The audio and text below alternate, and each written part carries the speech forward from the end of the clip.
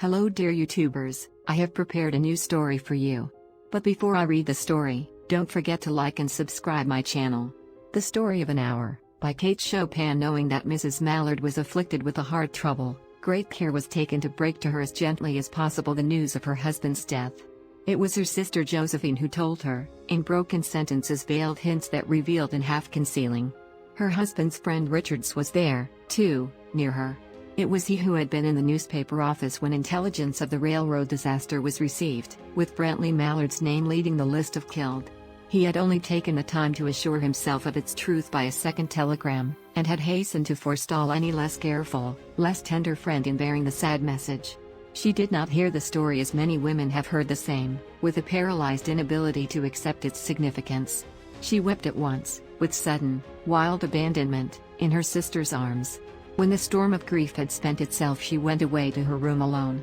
She would have no one follow her. There stood, facing the open window, a comfortable, roomy armchair.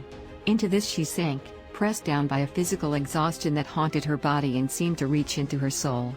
She could see in the open square before her house the tops of trees that were all aquiver with the new spring life. The delicious breath of rain was in the air. In the street below, a peddler was crying his wares. The notes of a distant song which someone was singing reached her faintly, and countless sparrows were twittering in the eaves. There were patches of blue sky showing here and there through the clouds that had met and piled one above the other in the west facing her window. She sat with her head thrown back upon the cushion of the chair, quite motionless, except when a sob came up into her throat and shook her, as a child who has cried itself to sleep continues to sob in its dreams. She was young, with a fair, calm face, whose lines bespoke repression and even a certain strength. But now there was a dull stare in her eyes, whose gaze was fixed away off yonder on one of those patches of blue sky. It was not a glance of reflection, but rather indicated a suspension of intelligent thought. There was something coming to her and she was waiting for it, fearfully. What was it? She did not know. It was too subtle and elusive to name. But she felt it, creeping out of the sky, reaching toward her through the sounds, the scents, the color that filled the air. Now her bosom rose and fell tumultuously. She was beginning to recognize this thing that was approaching to possess her, and she was striving to beat it back with her will, as powerless as her two white slender hands would have been. When she abandoned herself, a little whispered word escaped her slightly parted lips. She said it over and over under the breath: free, free, free. The vacant stare and the look of terror that had followed it went from her eyes. They stayed keen and bright. Her pulses beat fast, and the coursing blood warmed and relaxed every inch of her body. She did not stop to ask if it were or were not a monstrous joy that held her. A clear and exalted perception enabled her to dismiss the suggestion as trivial. She knew that she would weep again when she saw the kind, tender hands folded in death, the face that had never looked save with love upon her, fixed and gray and dead. But she saw beyond that bitter moment a long procession of years to come that would belong to her absolutely. And she opened and spread her arms out to them in welcome. There would be no one to live for during those coming years. She would live for herself. There would be no powerful will bending hers in that blind persistence with which men and women believe they have a right to impose a private will upon a fellow creature. A kind intention or a cruel intention made the act seem no less a crime as she looked upon it in that brief moment of illumination. And yet she had loved him sometimes. Often she had not. What did it matter?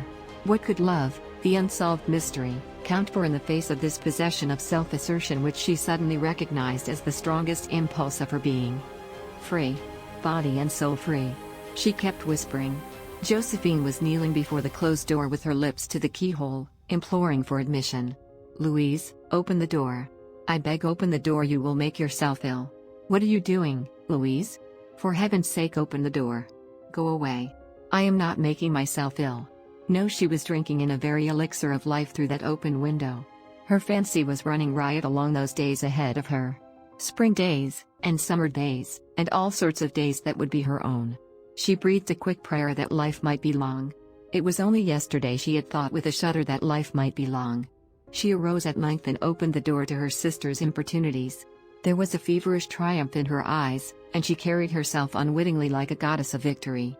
She clasped her sister's waist, and together they descended the stairs. Richard stood waiting for them at the bottom. Someone was opening the front door with a latchkey. It was Brantley Mallard who entered, a little travel-stained, composedly carrying his gripsack and umbrella. He had been far from the scene of the accident, and did not even know there had been one. He stood amazed at Josephine's piercing cry at Richard's quick motion to screen him from the view of his wife. When the doctors came, they said she had died of heart disease, of the joy that kills. Thank you for watching and listening this lovely story. Don't forget to like and subscribe our channel.